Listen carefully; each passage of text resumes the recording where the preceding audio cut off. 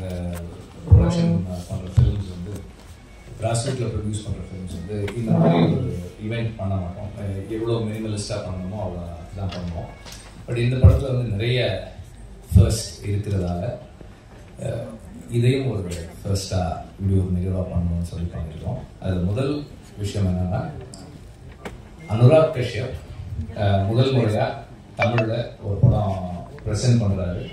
ஏன்னா இந்த படம் ஸ்கிரிப்டிங் ஸ்டேஜில் நார்மலாக கொஞ்சம் இன்ட்ரெஸ்டிங்கான ஸ்கிரிப்ட்ஸ் எனக்கு ஏதாவது வந்ததுன்னா, ப்ரொடியூஸ் பண்ணுறதுக்கு வந்ததுன்னா, அல்லது வேறு மாதிரியான இதில் வந்ததுன்னா நான் அவரோட ஷேர் பண்ணிக்குவேன்.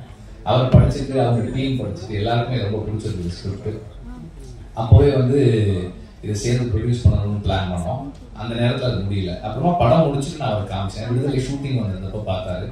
பார்த்துட்டு ஃபர்ஸ்ட் ஹாஃப் முடிச்ச உடனே அவரோட எக்ஸைட்மெண்ட், அவர் சொன்னார், இந்த மாதிரி படத்தில் தான் நான் அசோசியேட் ஆகணும், ஐ வில் ப்ரெசென்ட் திஸ் ஃபில்ம்னு உடனே சொன்னார். ஸோ ஃபர்ஸ்ட் டைமா அப்படி அவர் சொன்னார். அது வந்து இந்த டீமுக்கு ஒரு பெரிய encouragement. Thank you Anurag, thank you for that. அவர் தான் வந்து நான் வந்து அமித் திரிவேதி கிட்ட சொல்கிறேன் அப்படின்னு சொல்லி நெக்ஸ்ட் ஃபியூ டேஸில்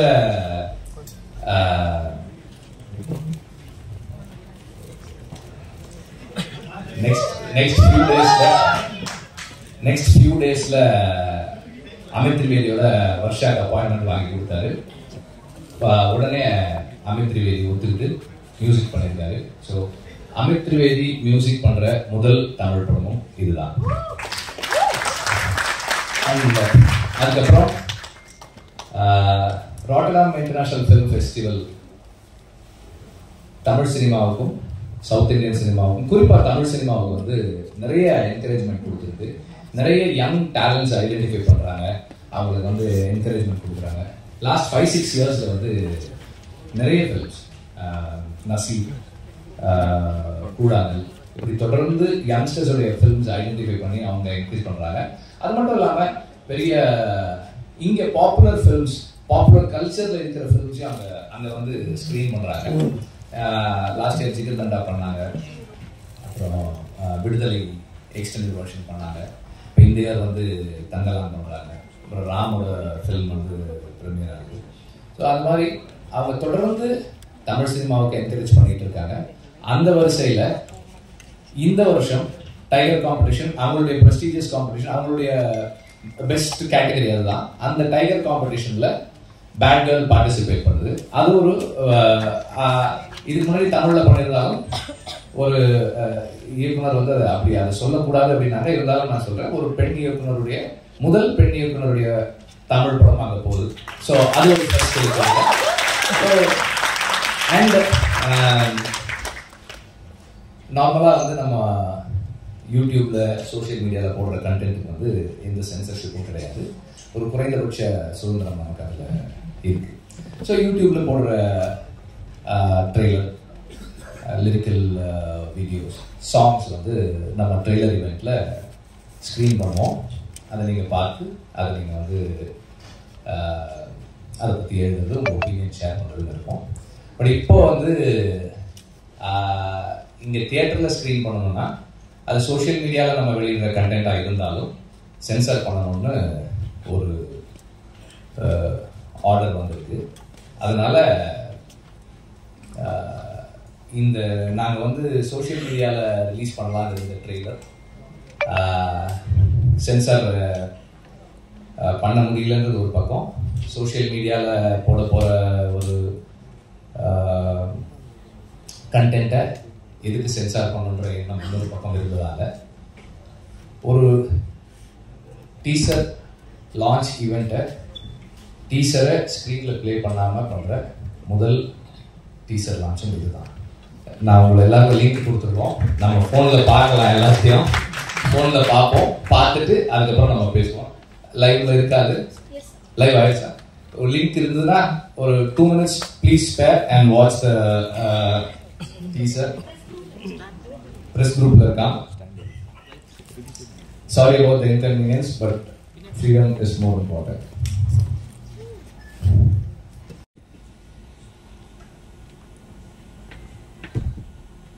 மேடையில் அது சொன்னாங்க, என்ன சொன்னாங்கன்னா, ஒரு மேடையில் பேசுறதுக்கு நாகரிகம் வேணும்னு சொன்னாங்க. நண்பர்கள், ஒரு மேடையில், அது என்ன மேடைன்னு எனக்கு தெரியல, ஒரு அரசியல் மேடை அல்லது இது வந்து கூத்து செய்யும் கலைஞர்களுடைய மேடை. அந்த கூத்து கலைஞர்கள் வந்து கிராமங்களில் போனீங்கன்னா வள்ளி திருமணம் நிறைய நாடகங்களில் பார்த்தீங்கன்னா அந்த நாடகத்தில் ஒரு 12 மணிக்கு ஒரு பப்பனும் ஒரு டான்ஸ் காரியம் வந்து பேசுவாங்க. அது தமிழகம் முழுவதும் தெரியும். அது ரொம்ப நாக்கூசுற வார்த்தைகள் பேசுவாங்க. அது ஏன்னா அது ஒரு மக்களுக்கு அது ஒரு விதமான ஒரு வெளிப்பாடு, அது ஒரு விதமான நகைச்சுவை. அந்த நகைச்சுவையின் அடிப்படையில் தான் அன்றைக்கி நான் பேசுகிறேன். யாரையும் புண்படுத்தணும் பேசவே இல்லை. ஏன்னா ஒரு படத்தினுடைய விழாக்கு வந்திருக்கேன், அந்த படத்தை பற்றி நான் பேசணும். அந்த படம் என் ஆன்மாக்குள்ளே செஞ்சிச்சு. அந்த படம் பெருசாக ஓடிச்சுனாலும் எனக்கு தெரியல. அந்த படத்தினுடைய நடிகர்கள், அந்த படத்தினுடைய இயக்குனர், அந்த படத்தை தயாரித்தவர்கள் வந்து அவ்வளோ அழகான விஷயம் பண்ணியிருக்காங்க. அது பேசணும்னு நினைச்சேன். அது பேசுறதுக்கு வந்து இந்த படம் நல்லா இருக்கு, இந்த படம் இப்படி இருந்தால் நல்லா இருக்குன்னு பேசல, என் மனதில் ஆழத்திலிருந்து தான் பேசுறேன். அது பேசுனது உங்களுக்கு வந்து பாதிச்சு. நான் கேட்கிறேன், திருக்குறளை காமத்து பால் இல்லையா, பெருமாள் முருகன் எழுதின சங்கத்தில் எத்தனை தடவை அல்குல் என்ற வார்த்தையில் உபயோகிச்சிருக்காங்கன்னு சொல்லி அவருடைய கட்டுரை. இப்படி நான் சொல்லிட்டே போறேன். ரொம்ப நாளைக்கு முந்தி ஒரு படம் வந்துச்சு. அந்த படத்தின் பேரு இருட்டறைக்குள் முரட்டு புத்தகம்.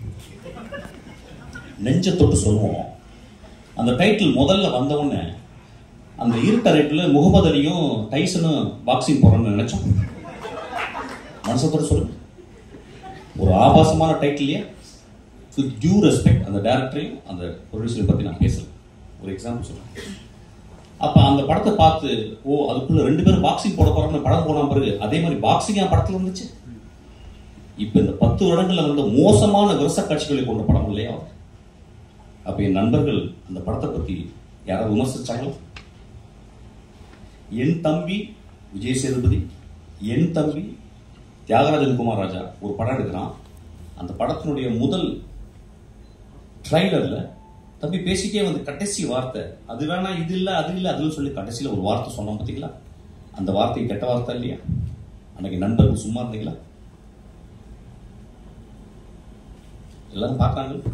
3 நாட்கள் என்ன கிட்டத்தட்ட 300-500 பேர் எனக்கு ஃபோன் பண்ணாங்க. நண்பர்களே, பெண்கள் ஃபோன் பண்ணாங்க நிறைய பேர். பத்திரமா இருக்காரு ஐயா. என்னை பத்தி நீங்க சொல்லணும்னா என்னுடைய படங்களை பார்த்து சொல்லணும். என்னை பத்தி சொல்லணும்னா வெற்றிமாறன் நீங்க அழைச்சிருக்காங்கல்ல, அவன்கிட்ட கேளுங்க. என்னை பத்தி உங்களுக்கு தெரியும்னா என் தந்தை போல ஒருத்தர் உட்கார்ந்துருக்காரு பாருங்க, அவர்கிட்ட கேளுங்க. நீங்க நேரம் வந்து என்கிட்ட ஃபோன் பண்ணி திட்டலாம், பேசலாம். எவ்வளவு 3 நாட்கள் எல்லா தொலைக்காட்சியில நான் தான். என் படங்கள் நல்ல படங்கள் இல்லையா? என் படங்களில் சமூக கருத்து சொல்லலையா? என் படங்கள் பேரன்பு இல்லையா? நான் வந்து உடனே ஒரு பெரிய ஒரு ஆக்டர்கிட்ட போய் கதை சொல்லி நான் பெருசா வின் பண்ண நினைக்கல. நான் கமல் சார்ட்ட போயிட்டு திரும்பி வந்துட்டேன். ரஜினி சாருக்கு எனக்கு சொல்ல வாய்ப்பு கிடைச்சது, நான் சொல்லாம வந்துட்டேன். படங்களை நேசிப்போம் இல்லையா?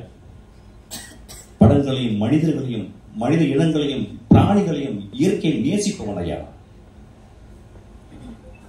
எனக்கு நீங்க சொல்றீங்க வந்து ஆபாசமா எடுத்துறேன்னு சொல்லிட்டு. பிசாசு 2ல என் குழந்தை ஆண்ட்ரியா அவர்கிட்ட கதை சொன்னேன். அதுல ஒரு தாய்க்குள்ள பேய் சொன்ன. அந்த பேய் நிறைய விரசமா இருக்கிறா. அதுக்கு வந்து நிறைய நிர்வாண காட்சிகள் தேவைமா, நடிக்க முடியுமான்னு கேட்டேன். அவன் அந்த கதையை கேட்டு சொன்னான், நடிக்கிறான் ஐயா. நான் என்ன பண்ணேன், ஒரு போட்டோ ஷூட் பண்ணேன். அந்த போட்டோ ஷூட் ஒரு பெண்ணால் எடுக்கப்பட்ட ஒரு போட்டோ ஷூட் ரெடி ஆயிடுச்சு. என்னுடைய அசிஸ்டன்ட் டைரக்டர் ஈஸ்வரி அனுப்புறேன், நானும் உள்ள இருக்கேன். அவள் அந்த பெண் அந்த மிகச்சிறந்த ஆக்ட்ரஸ், மிகச்சிறந்த ஆளுமை. அவள் என்ன பண்ணா, என் நம்பிக்கையில, என் கதை மேல இந்த நம்பிக்கையில அவள் அந்த ரூம்ல போயிட்டு அவள் நிர்வாணமாக வெளியே வர வேண்டியது. நான் அவள் வீட்டு வெளியே போயிட்டு பிடிச்சிட்டு நான் அப்படியே ஆஃபீஸ் பண்ணிட்டேன். அவள் ஃபோன் பண்ணி எங்கே சார் இருக்கீங்க கேட்டேன். நான் சொன்னேன், அம்மா உன் நிர்வாணத்தை நான் காட்டி, என் படத்தில் நான் காட்டி என் படம் ஓஹோன்னு பெரிய பேர் வாங்கலாம், நான் ஒரு பெரிய பெட்ரோ ஆல்பர்டர் மாதிரி நான் ஒரு பெரிய பேர் வாங்கிடலாமா? ஆனால் உன்னுடைய நிர்வாணத்தை காட்டி நான் என் படத்தில் காட்டினேன்னா, போஸ்டரில் காட்டினேன்னா, அதை பார்க்கும் இளைஞர் நான் பார்த்த பார்வை மாதிரி ஒரு இலக்கியமாக அந்த திரைப்படத்தை பார்ப்பாங்களா? விரசமாக தான் பார்ப்பாங்க. அந்த காட்சி வேணாம்னு சொல்லிட்டு வந்தீங்க. அந்த காட்சி நான் ஒரு ஃபோட்டோ எடுத்தாந்து நான் போஸ்டரில் போட்டிருந்தா இந்நேரம் அந்த படம் ரிலீஸ் ஆகிடும். 2 வருடம் அந்த படம் வந்து கேன்ல இருக்கு. அந்த படத்தை பார்த்த ஒரு மனுஷன் வெற்றிமாறன் உட்காந்துருக்கான். அதை பார்த்துட்டு சாயங்காலம் எனக்கு ஒரு மெசேஜ் பண்ணான், இந்த இரவு முழுவதும் என்னால் பேச முடியாது, நான் காலையில் போன்ற மெசேஜ் அப்படின்னு சொன்னான். அந்த குழந்தைக்கு, அந்த ஆண்ட்ரியா ஒரு மிகப்பெரிய அவார்டு இன்டர்நேஷனல் லெவலில் அவங்களுக்கு ரெகக்னிஷன் கிடைச்சிருக்கோம். அந்த படம் போடாமல் இருக்கு. நான் சினிமாவை நேசிக்க வந்தேன். சினிமாவையும் சினிமா மேடையும் சினிமா மனிதர்களையும் நேசித்துக் கொண்டே இருக்கிறேன். எனக்கு அதை தவிர வேற வேலையே. நான் ஓனாய் ஆக்டிவிட்டி பண்ணேன். அது முதல் நாள் ரிலீஸ் ஆக விடலை, உங்களுக்கு தெரியாது. அன்னைக்கு மறுநாள் நைட்டு ரிலீஸ் ஆச்சு. அதை டிவி ரைட்ஸ் வாங்க வந்தாங்க. அப்போ எனக்கு நெருக்கமான மனிதன், ஒரு பெரிய இயக்குனர் என்னை கூட்டு போய் உனக்கு நிறைய காசு வாங்கி தரக்கான்னு கூட்டு போனார். ஒரு பெரிய ரூமுக்குள்ள போன ஐயா, என் நண்பன் 20 பேர் தாங்க அந்த ரூமுக்குள்ள. 75 லட்சம் ரூபாய்க்கு நீ டிவி ரைட்ஸ் கொடுத்தா கொடு அப்படின்னா. நான் சொன்னேன், ஐயா நான் ரொம்ப கஷ்டப்பட்டு எடுத்துக்கேன், இந்த படம் நல்ல படம், ஒரு 2 ரூபாய் கொடுங்க. கொடுக்க மாட்டேன்னு சொல்லிட்டே இருக்காங்க. அப்பதான் எனக்கு தெரிஞ்சது 20 தடியர்களை உள்ளே வைத்து என்னை விரட்டி என்னை கையெழுத்து போட வச்சாங்க. 75 லட்சம் ரூபாய் கொடுத்தாங்க. அந்த திரைப்படம் அந்த சேனல்ல இதுவரைக்கும் 80 வாட்டி ரிலீஸ் ஆயிருக்கு. அந்த செக் எடுத்து வந்து அவங்கள்ட்ட நான் கிழிச்சு போட்டு சொன்னேன், ஐயா நான் சென்னைக்கு வரும்போது ஒரு வெள்ளை பேப்பர் ஒரு பென்சில் தான் எடுத்துட்டு வந்தேன், அவ்வளோ வறுமையான குடும்பத்தில் வந்தேன், நான் கஷ்டப்பட்டு திரும்பி வருவேன், நான் கஷ்டப்பட்டு இந்த மேடையில் நினைக்கிறேன். அதில் 4 பேர் இறந்து போயிட்டாங்க. அந்த எனக்கு துரோகம் செஞ்சாங்க அந்த மனுஷன், அவன் ஒரு பெரிய டேரக்டர் இருக்கான். ஒவ்வொரு தருணமும் நான் துரோகத்தை அனுபவித்துக் கொண்டிருக்கிறேன். எப்படி ஒரு சக மனிதனை பார்த்து என்னால் மோசமா பேச முடியும்? பேசுறது ரீசனா? பேச வேண்டிய கட்டாயம் ஐயா. ஒரு விழாவை வந்து அந்த விழாவை நான் கூடி நிற்கிறேன். எதுக்கு நான் கொட்டுக்கலைக்கு நேக்கடா நிற்கிறேன்னு சொன்னேன். அப்படியாவது கவனத்தை இருக்குன்னு நினைக்கிறேன். இந்த படத்துக்கு நான் இப்ப பேசுறது அந்த அப்படியாவது இந்த படத்தை கவனத்தை இருக்குது. எனக்கு அவ்வளவு புத்தகம், 40 வருஷம் புத்தகம் படிக்கிறதுக்கு எனக்கு டைமே இல்லை. 40 வருஷம் படிக்க வேண்டிய புத்தகம், அவ்வளவு மனிதர்கள் நேசிக்க வேண்டியது இருக்கு, அவ்வளவு கண்ட்ரி நான் விசிட் பண்ண வேண்டியது இருக்கு. மன்னிப்பு கேட்டதுக்கு என்னைக்குமே தயங்க மாட்டேங்க. உதிரிப்பூக்குள்ள ஒரு சீன் வரும், கடைசி சீன். அதுல வந்து அந்த மோசமான மனிதன், அந்த ஈவில், அவன் கடைசியில சொல்லுவான், அந்த ஊர் மக்களை பார்த்து, ஊர் மக்கள் சொல்லுவாங்க சாவிடாம, அவன் சொல்லுவான், எனக்கு ரொம்ப வருத்தம், இவ்வளவு நாள் கெட்டவனா இருந்தேன், உங்களுக்கு நான் வந்து எல்லாரையும் கெட்டவன் ஆக்கிட்டேன், அது ரொம்ப வருத்தமா இருக்கேன். நண்பர்களே, நான் உங்கள் முன் மண்டியிட்டு மன்னிப்பு கேட்டு உங்களை எல்லாரும் நான் கடவுளாக்குகிறேன். நன்றி.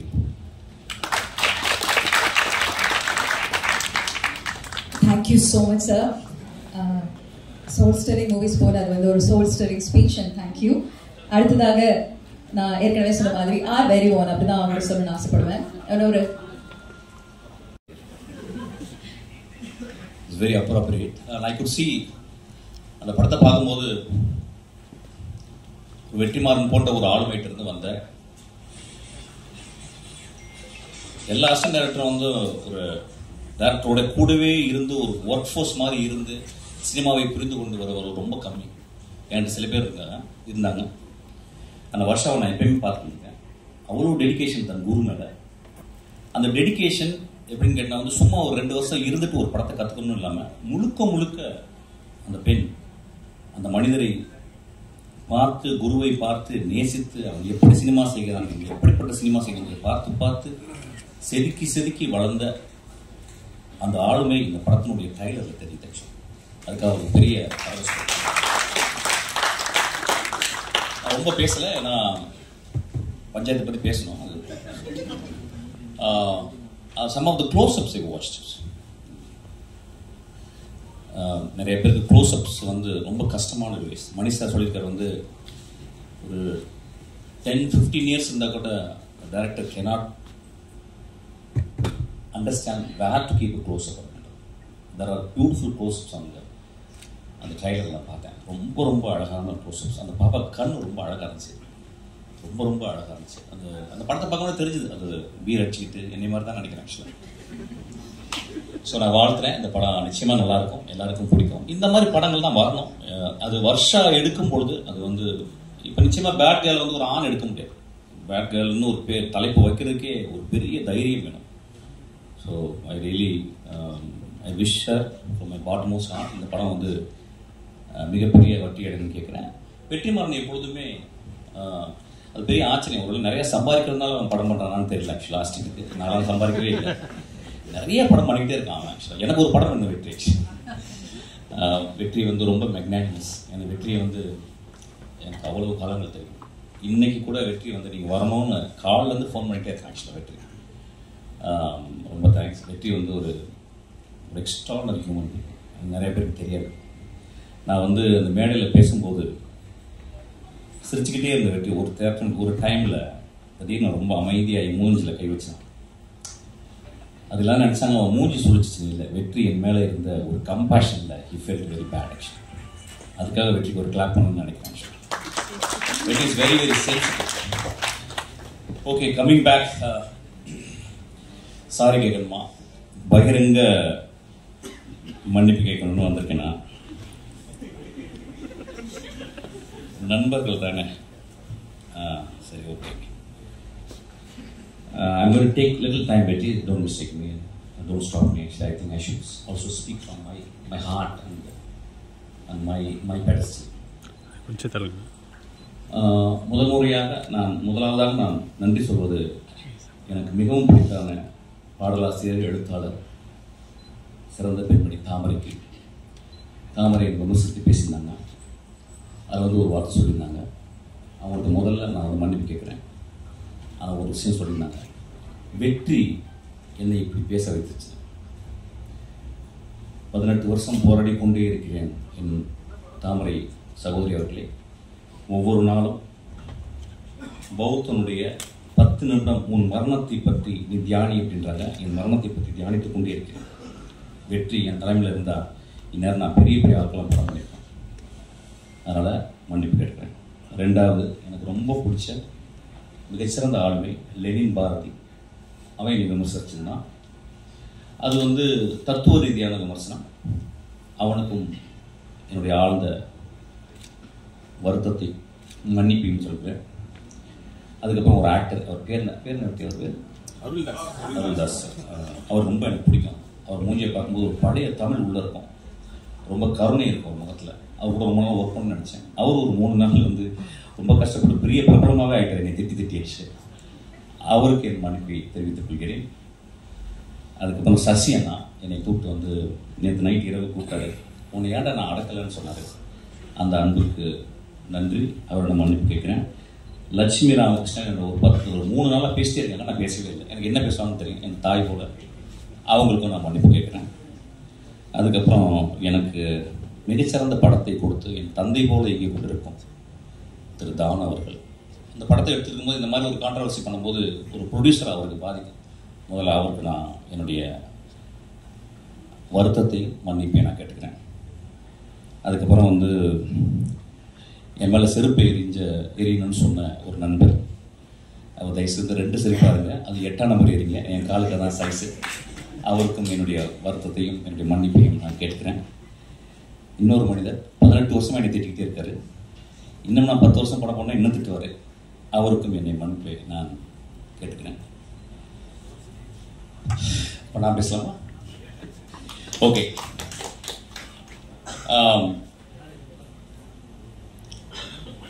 ஃப்ராய்ட் வந்து ஜோக்ஸ் அண்ட் அன்கான்ஷியஸ்னு ஒரு புக் எழுதியிருக்காரு.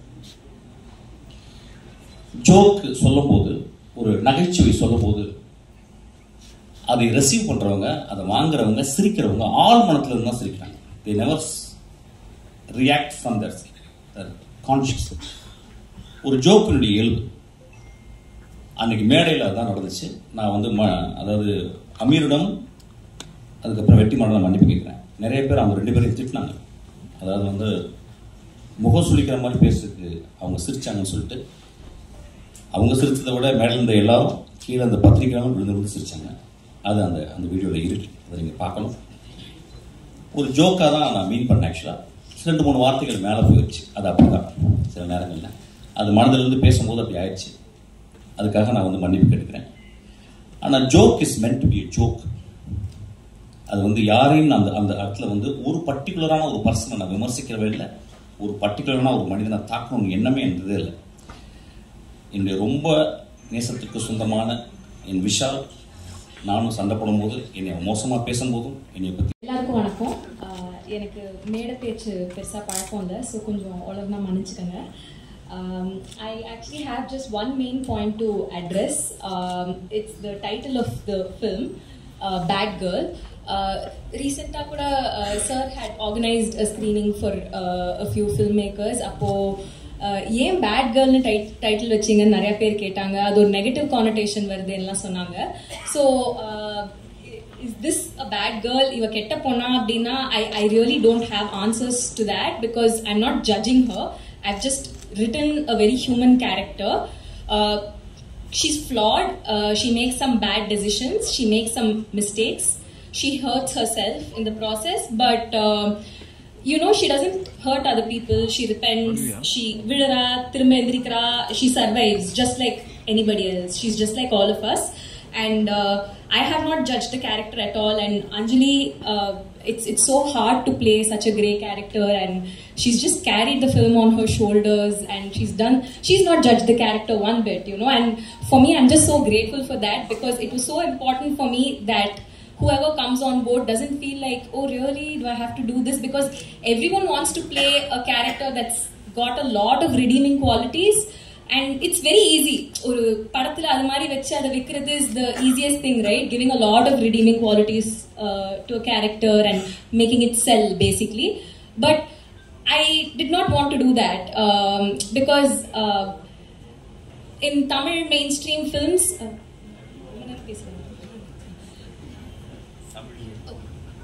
Tamil, yeah.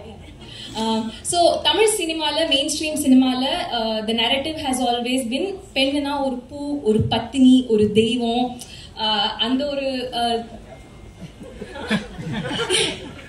so oru thai na deivam, thuimai, andha mari nariya vishayam irukku. I just feel like that's too much pressure for women to carry on their shoulders. So I just wanted to write a character. Thank you. So I just wanted to write a character that's very relatable. Just like Radha said, avங்களுக்கு நான் narrate பண்ணும்போது எப்படி react பண்ணாங்களோ, all of the women reacted like this. The men have had slightly mixed reactions. I hope that eventually this movie is just the start of a conversation. A movie is not like okay, this movie is not a self-help book, right? It's not. I'm not trying to tell women this is how you should live life.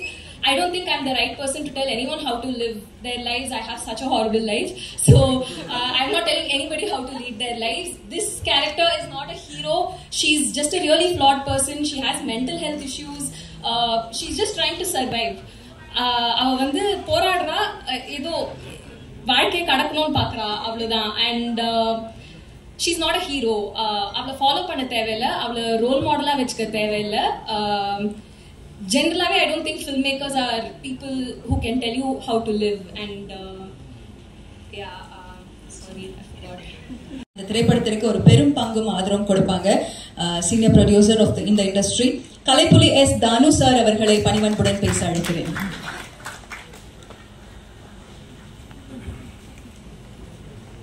இன்ப நாள் இது, இனிய நாள் இது. என் அகமாலும் தம்பி வெற்றிமாறன் அவர்களே, ஒழுக்கமாக பேசி என் நெஞ்சை நெகிழ வைத்து ஒழுக்கமாக என்னை பேச விடாமல் அமைதி காத்திட்ட தம்பி சின்ன குழந்தை மிஸ்கின் அவர்களே,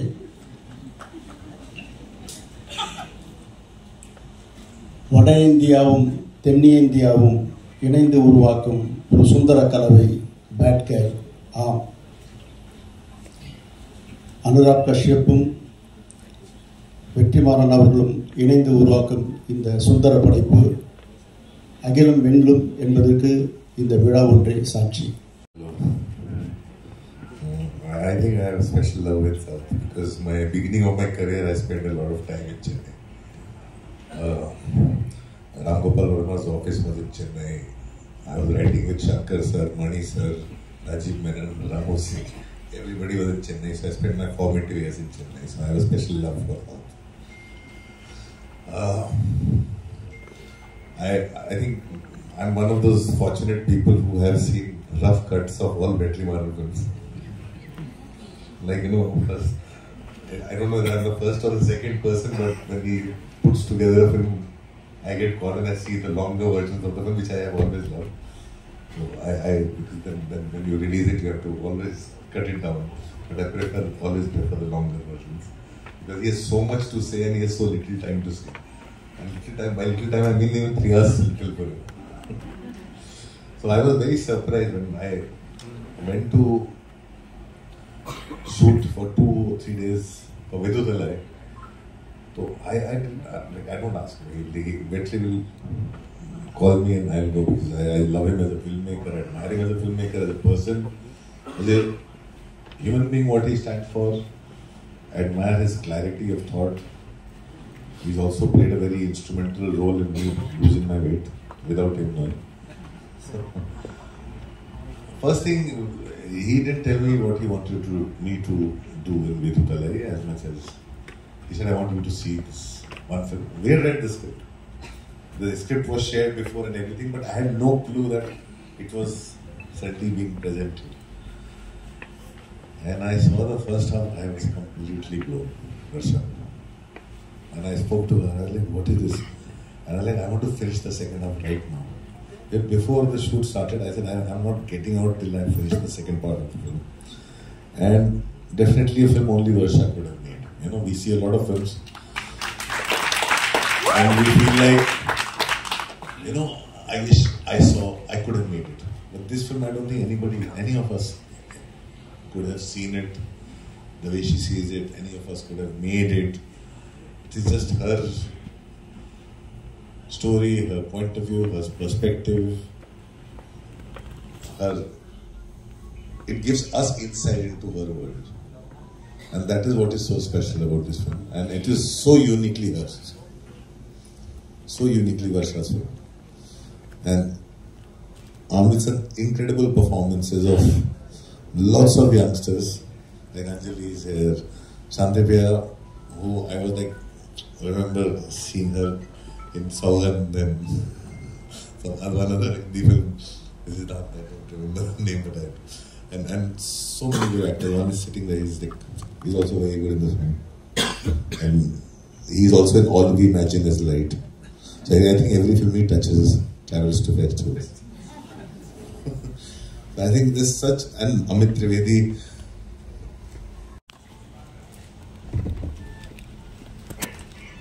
Vanakkam. Good morning. Almost afternoon. Okay. In 15 years, first and only time. No, sir. You give me more films, I'll speak in Tamil. In 15 years, the only time sir has called me for any film of his, and he says, "Okay, here's a film I've made. Please come for the trailer launch," and the film is called Bad Girl. I did not know how exactly should I feel about it. I don't know if it's because of that or if it's because I am probably one of the common factors between Vetrimaran and Anurag Kashyap. Maybe because of that. Or maybe because I've been telling him in the last 15 years, sir, why are your films only about men? Why don't we have more women on screen in your films? So I've been a constant that complaining person. So I think probably because of that, he said, okay, here it is. It's not just about the girl, but the director is also a girl. So congratulations, Varsha. You made something happen that I thought was almost impossible. I was almost giving up on it. So congratulations for that. And yes, sir, now all eyes on you. All the female eyes on you. Let's see where you go from here. It's not just your daughter, but there will be a lot of us who will be looking at what you do from here. So good luck for that, and yeah, Varsha, many more stages to conquer. Thank you.